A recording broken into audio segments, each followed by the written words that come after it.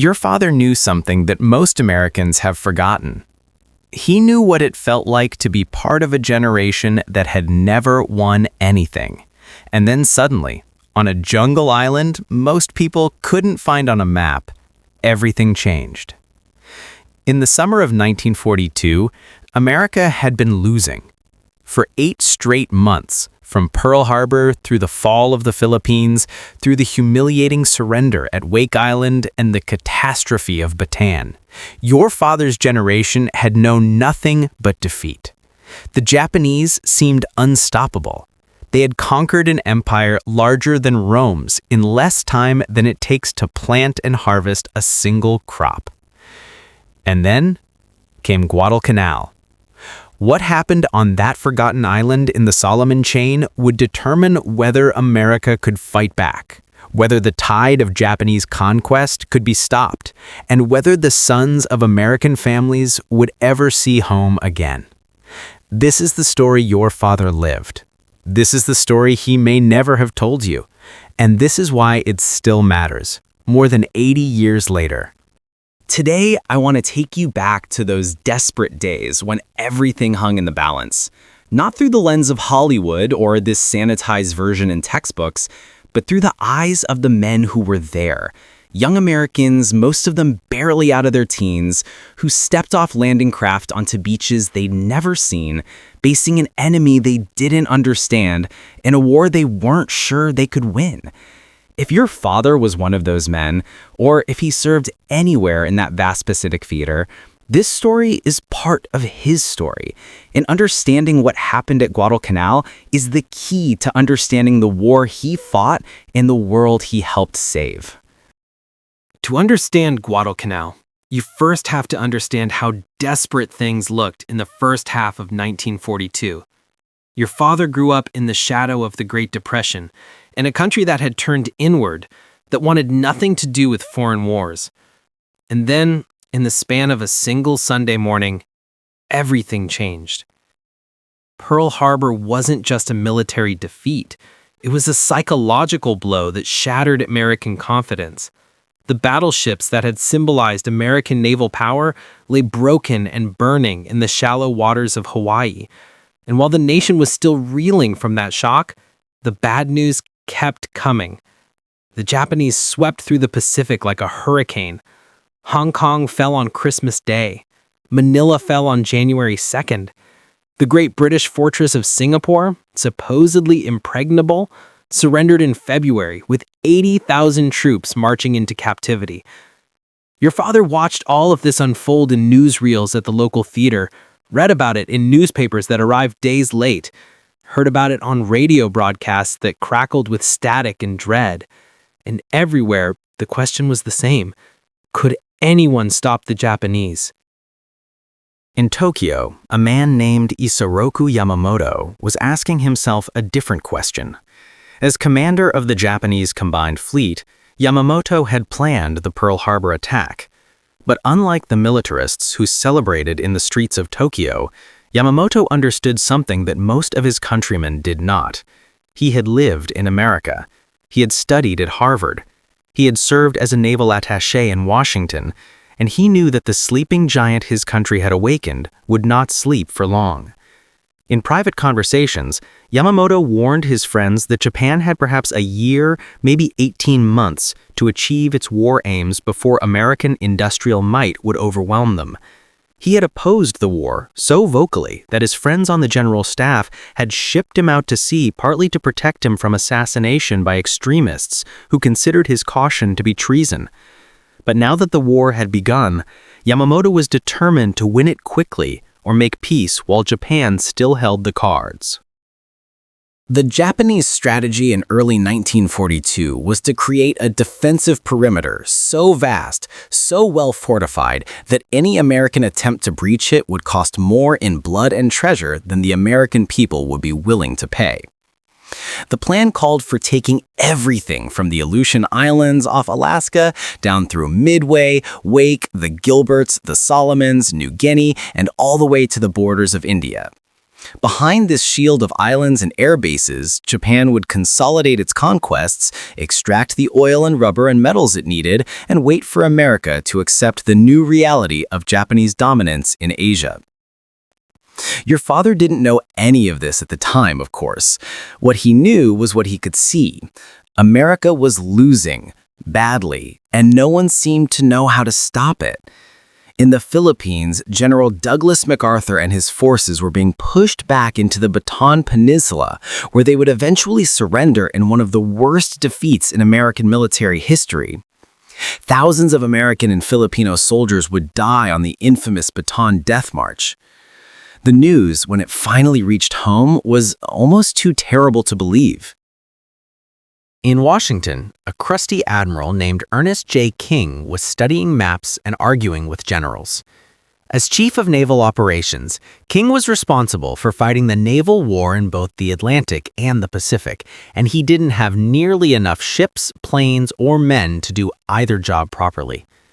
King was not a pleasant man. He was abrasive, demanding, and utterly uncompromising.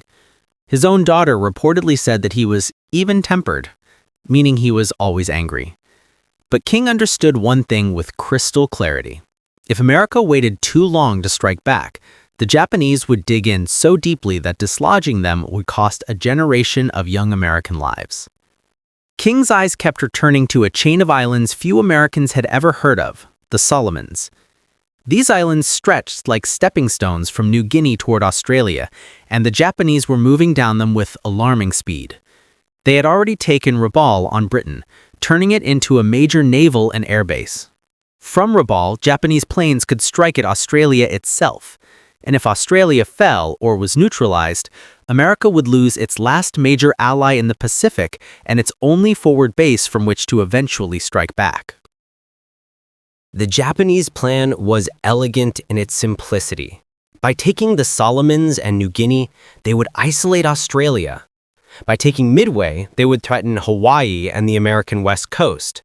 And by establishing air bases throughout this vast perimeter, they would create overlapping zones of air defense that would make any American counterattack a nightmare of logistical complexity and tactical suicide. But in June of 1942, something happened that changed everything.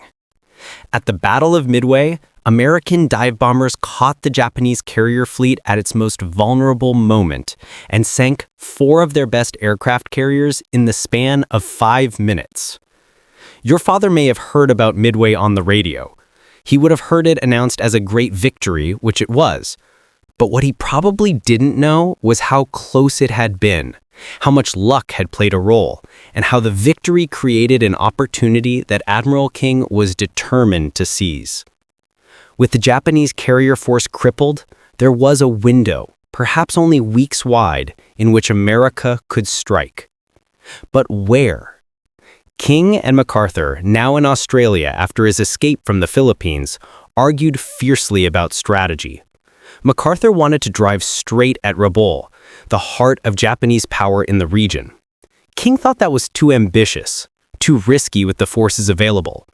What they needed was a limited operation, something to test whether American troops could actually go on the offensive, could actually beat the Japanese in their own backyard.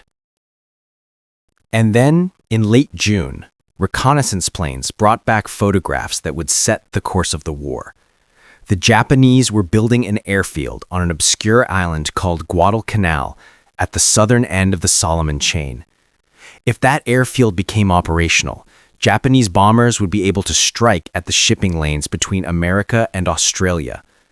The lifeline to the last free Allied nation in the Pacific would be cut. King made his decision.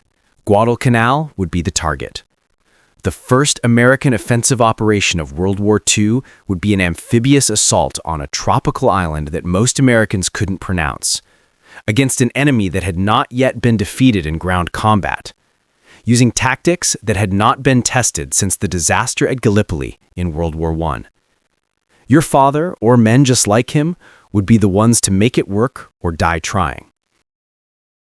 The 1st Marine Division was not ready. That's not a criticism, it's simply a fact that every man who was there would freely admit. They had been scattered across the Pacific, training in bits and pieces, never assembled as a complete unit. Many of them had never fired their weapons at anything more threatening than a target. Most had never been on a ship longer than it took to cross a harbor, and none of them had the slightest idea what they were about to face. Your father knew men like these. He may have been one himself. They came from farms in Iowa and factories in Detroit, from fishing villages in Maine and ranches in Texas. They were the Depression generation, boys who had grown up knowing hardship, knowing what it meant to do without, knowing how to work with their hands and make do with what they had. These qualities would serve them well in the jungles of Guadalcanal, where supply lines were uncertain and survival often depended on improvisation and sheer stubbornness. Among them was a unit that would become legendary, the 1st Marine Raider Battalion, commanded by Lieutenant Colonel Merritt Edson. The Raiders were volunteers, selected from the ranks of an organization already known for its fighting qualities. They had trained under Spartan conditions, learning close-quarters combat, jungle warfare, and the art of operating behind enemy lines. Edson himself was a wiry, soft-spoken man from Vermont who had earned a reputation in the banana wars of Central America as an officer who led from the front and expected his men to follow. The Raiders represented a new concept in American warfare, influenced partly by British commando tactics and partly by the ideas of Lieutenant Colonel Evans Carlson, who had spent time with the Chinese Communist 8th Route Army studying guerrilla warfare. These men would be thrown into the most desperate fighting on Tulagi, across the channel from Guadalcanal, and they would discover just how formidable the Japanese soldier could be. The overall commander of the landing force was Major General Alexander Vandergrift, a 55-year-old Virginian with a soft Southern drawl and a spine of steel. Vandergrift had been in the Marine Corps for 33 years, but nothing in his experience had prepared him for what he was being asked to do. He was given 6 weeks to plan and execute an operation that normally would have required 6 months of preparation. His intelligence about the enemy was fragmentary at best. His men had not trained together, and the Navy was already making noises about how long it could afford to keep its precious aircraft carriers in the danger zone. But Vandergrift was a Marine, and Marines are trained to accomplish the impossible with whatever is at hand. He gathered what information he could, which wasn't much. The best maps available were old copies of German charts from before World War I, supplemented by the memories of a few former plantation owners and traders who had lived in the Solomons before the war. The hydrographic charts of the waters around Guadalcanal were so unreliable that ships would have to navigate largely by guess and by God. On July 28th, the various commanders gathered aboard the carrier Saratoga for a planning conference that set the tone for the entire operation. Admiral Frank Jack Fletcher, who commanded the carrier force that would provide air cover for the landings, announced that he would only protect the invasion for 2 days before withdrawing his carriers to safer waters. The Marine commanders were stunned. 2 days would barely be enough to get the troops ashore, let alone to unload the supplies they would need to survive. But Fletcher was adamant. He had seen what Japanese aircraft could do to ships at Coral Sea and Midway, and he wasn't about to lose his carriers in the confined waters around Guadalcanal. Admiral Richmond Kelly Turner, commanding the amphibious force, pushed back hard against Fletcher's decision, but he was overruled. Turner was another of those hard-driving officers that the war was revealing, a man who had never commanded ships in combat, but who would prove to be one of the great amphibious warfare leaders in history. He understood better than anyone at that table what it would mean to put 17,000 Marines ashore and then abandon them to whatever the Japanese could throw at them. But orders were orders, and the invasion would proceed.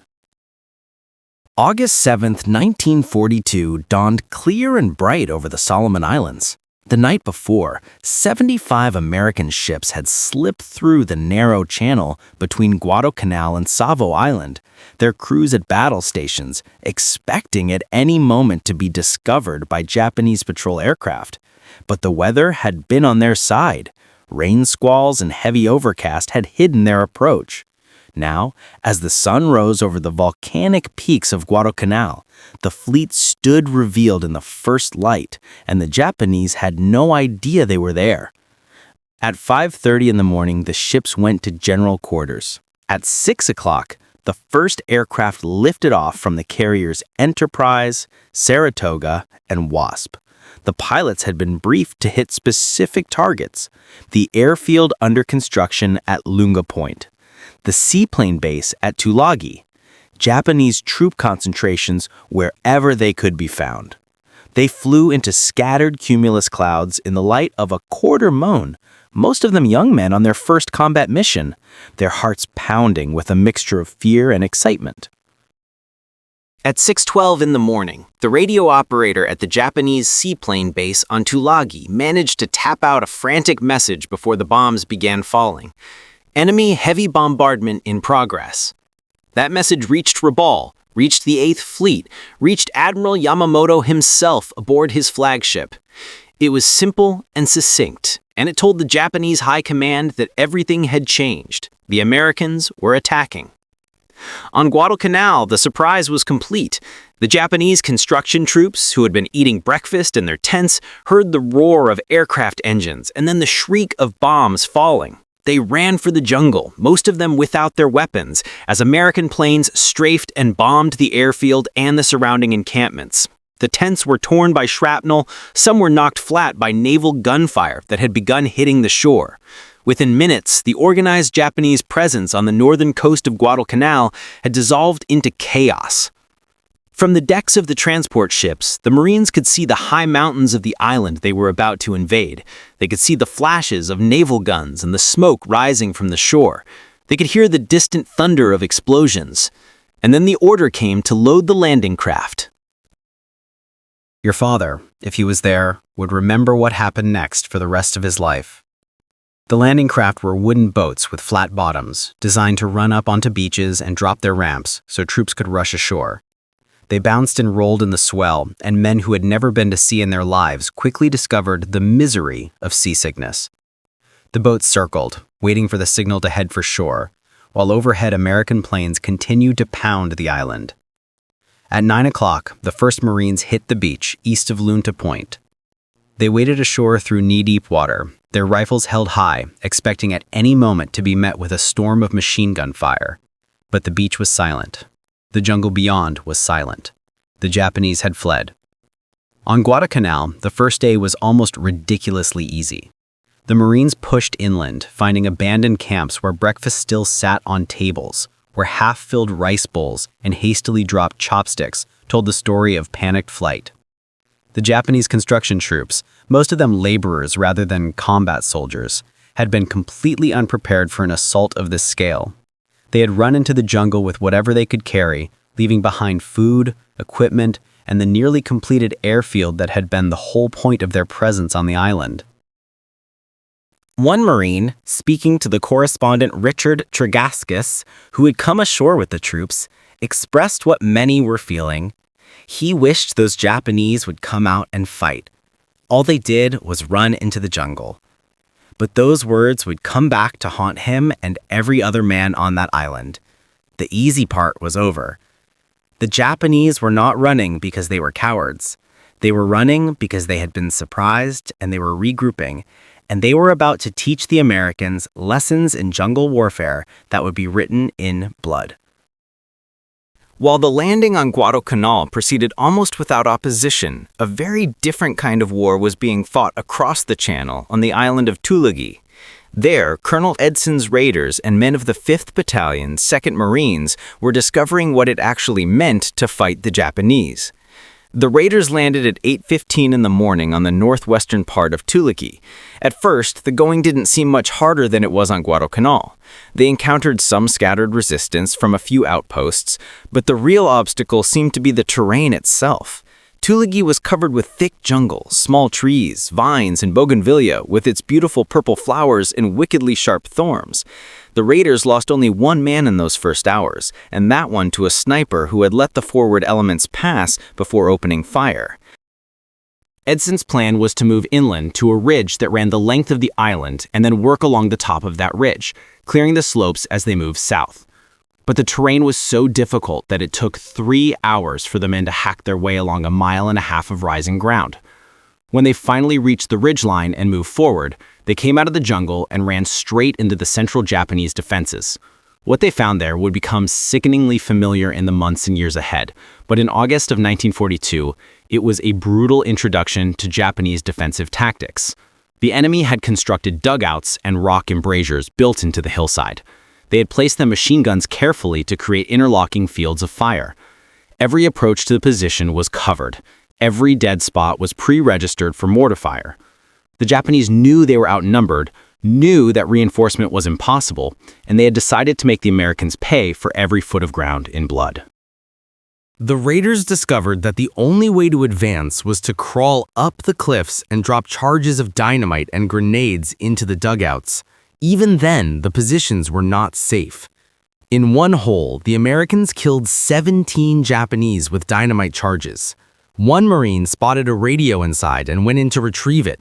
There were still 2 Japanese soldiers alive, hiding in the shadows, and they shot him and another man who came after him before they were finally killed themselves. This was the Japanese soldier as your father's generation would come to know him. He did not surrender. He did not retreat unless ordered to do so.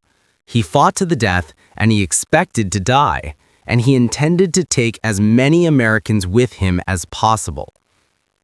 It was a mentality that American troops had never encountered before, and it took some getting used to. By afternoon, the raiders had suffered 15% casualties in one company alone. The frontal resistance was stiff, but that was only half the battle. Snipers seemed to be everywhere. They tied themselves into trees, hid in the tops of buildings, crouched behind rocks. Their favorite tactic was to let the forward element of a Marine unit pass and then begin shooting at the men from behind. This almost always meant death for the sniper, but usually not before he had caused several casualties. One thing the raiders learned that first day was that the small .25 caliber Japanese rifle and machine gun slugs were more apt to wound than to kill. From the Japanese point of view, this was satisfactory, since it took additional troops and resources to care for the wounded. A dead Marine was 1 man lost. A wounded Marine might take 2 or 3 men out of the fight to carry him to safety. During the afternoon, the raiders drove along the ridge until they ran into a 3-sided ravine whose floor was an old British cricket field. The Japanese had dug into the ravine walls and established fields of fire that would become sickeningly familiar in later months. As the Marines moved up, they ran into crossfire from 3 directions. Edson stopped the advance because darkness was coming, and this was no time to be probing unknown dangers. That night, the Marines on Tulagi had another new experience. The Japanese, knowing they were outnumbered with no chance of survival, staged one of the desperate counterattacks for which they would become infamous. They waited until the Marine perimeter was quiet. Then, at 10:30 at night, they came screaming out of the darkness, breaking through between 2 companies and surrounding one of them completely. The Marines fought in their foxholes and in the open, using rifles, machine guns, grenades, and knives. The Japanese came along the ridge toward Colonel Edson's command post and reached a point 50 yards from where he stood, directing the defense. Finally, the Marines overpowered the Japanese and threw them back, but not before one company had lost half its non-commissioned officers. These were the men who held units together in combat, the sergeants and corporals who knew their jobs and kept younger men from panicking. Losing them was a blow that would be felt for weeks. The next morning, August 8th, more troops were landed on Tulagi until there were 7,500 Americans on that side of Sea Lark Channel.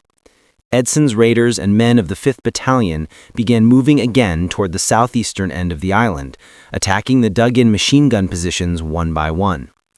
From one cave, they removed 35 dead Japanese, some of them already rotting in the tropical heat, but some killed in the last moment of defense. From this, the Americans learned what they would learn over and over again throughout the Pacific War. The Japanese tactic was to hold a position until the last man, unless specifically ordered to retreat. Those Japanese who surrendered on Guadalcanal and Tulagi were mostly members of labor battalions, not combat troops. The fighting men died at their posts. In one dugout, the raiders cornered 3 Japanese officers who, at the end, had only one loaded pistol among them. As the Marines were ready to make the final assault, they heard 3 shots. When they entered the dugout, they discovered 3 bodies and an empty pistol. One officer had fired all but his last 3 rounds, then shot his 2 companions and himself. In those first days, this suicidal attitude surprised the Marines. It was hard for an American to understand how cornered or wounded men with no hope of survival, knowing that the enemy had an overwhelming material and numerical advantage, would almost invariably choose death over surrender. It took some getting used to. But after a few Japanese pretended to surrender only to pull out guns or bayonets to attack their captors or to explode grenades to kill themselves and their enemies, the Marines took the Japanese on their own terms. Thereafter, there was virtually no further attempt to persuade Japanese soldiers to surrender. If possible, the fighting on the twin islets of Gavutu and Tanambogo was even worse than on Tulagi. These 2 small islands, connected by a causeway, had been the location of the Japanese seaplane base, and the enemy had fortified them heavily. The landings on Gavutu came in the middle of the morning. Not many troops were committed because no one expected to find many Japanese there. But since the seaplane base was on these islands, the Japanese had fortified them more thoroughly than intelligence had suggested, and the Marines ran into trouble from the moment the landing craft hit the beach. The Japanese had been surprised by the aerial attack that morning and had not yet recovered from the bombardment that had destroyed their seaplanes, so the first troops ashore were met only by rifle fire. But when the second wave of Marines reached the beach, the Japanese had organized their defenses and the fire was intense. The third wave came under fire before the landing craft even reached shore, and the casualties were heavy. Both Gavutu and Tanambogo were dominated by small hills, not quite 150 feet high.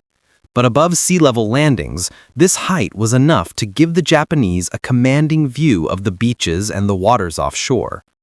They had built their defenses along the slopes, and they were well supplied with machine guns, automatic rifles, and ammunition. As on Tulagi, each Japanese position had to be taken individually. They did not retreat, and the viciousness of the fighting was almost unbelievable. In the early waves, the Marines had landed tanks, hoping they would give them an advantage against the fortified positions, but the Japanese came surging toward the Tanambogo Gok, where the landings had been made. They jammed crowbars under the tank treads, threw grenades at the engine compartments, and tried to set the tanks on fire with rags soaked in gasoline. One tank commander opened his hatch and employed the tank's machine gun to kill 23 Japanese soldiers before one scrambled up the side of the tank and stabbed him to death with a bayonet. Another Japanese soldier then threw gasoline-soaked rags inside the tank, and it burned with its crew still inside.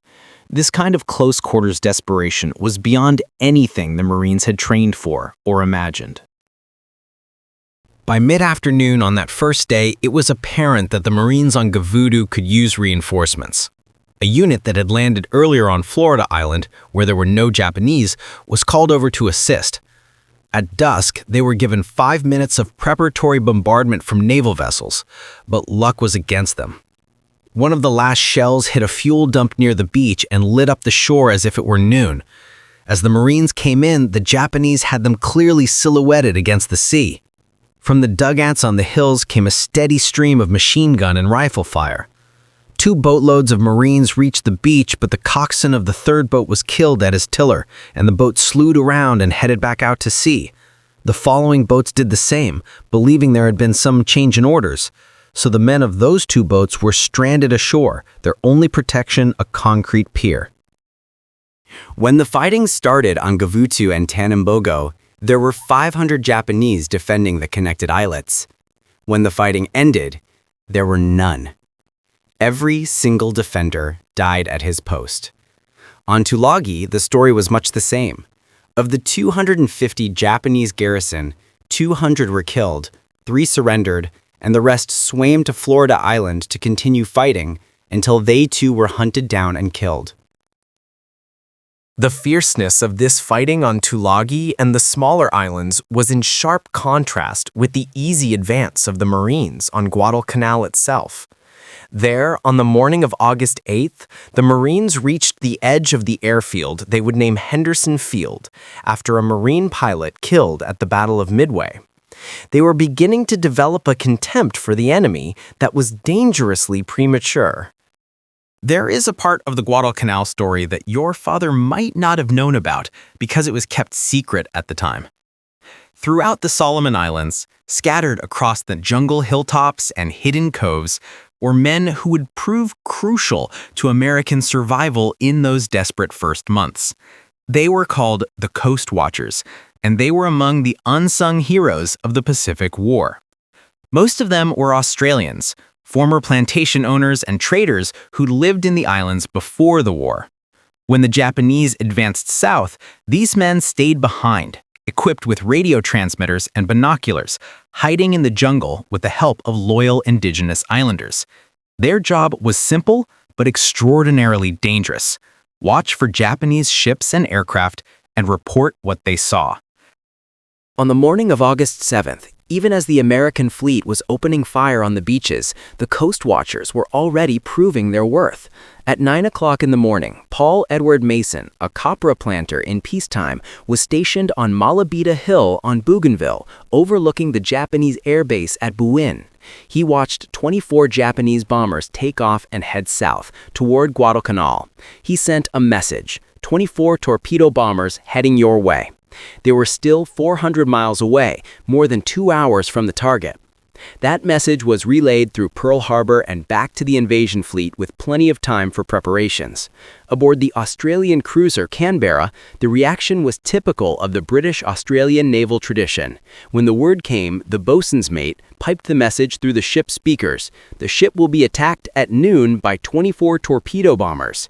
All hands will pipe to dinner at 11 o'clock.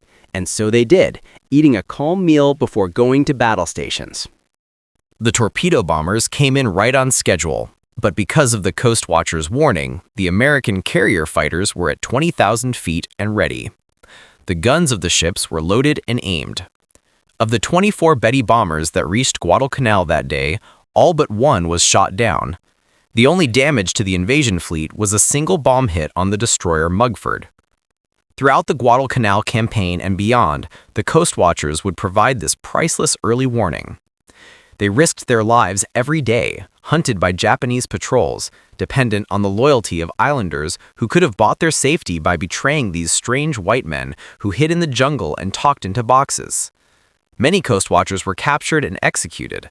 But without them, the American losses in the air and at sea would have been far worse, and the eventual victory might have been impossible. Your father knew that something had begun at Guadalcanal that couldn't be stopped. The Marines who waded ashore on August 7, 1942 had no idea that they were starting a campaign that would last 6 months, that would kill thousands of Americans and tens of thousands of Japanese, that would see some of the most brutal fighting in the history of warfare. But they knew they were doing something that had never been done before. They were taking the fight to the enemy. The battles that followed those first landings, the naval engagements in the waters around Savo Island, the desperate defense of Henderson Field, the night battles in the jungle that became known as Hell's Night, all of that was still to come. In the months ahead, your father or men just like him would learn lessons in blood that would serve them all the way to Tokyo Bay. But August 7th, 1942 was the day the tide began to turn. It was the day America stopped running and started fighting back. It was the day your father's generation proved that the Japanese were not invincible, that they could be defeated, that the terrible sacrifices of the months ahead would not be in vain. If your father was on Guadalcanal or if he served anywhere in the Pacific Theater, he was part of something larger than himself. He was part of a generation that faced an enemy of fanatical determination with courage and sacrifice that we can barely imagine today. He may never have talked about it. Many of them didn't. The things they saw and did were too terrible to share with families who couldn't possibly understand. But now you know. Now you understand what it meant to be a young American in the summer of 1942, to be part of a nation that had been losing and was finally, at last, learning how to win. The story of Guadalcanal is the story of your father's war. It is the story of how ordinary men did extraordinary things. And it is a story that should never be forgotten. Thank you for being here. Thank you for remembering. And thank you for keeping the memory of these men alive for generations yet to come. Your father knew something that most Americans have forgotten. Now you know it too.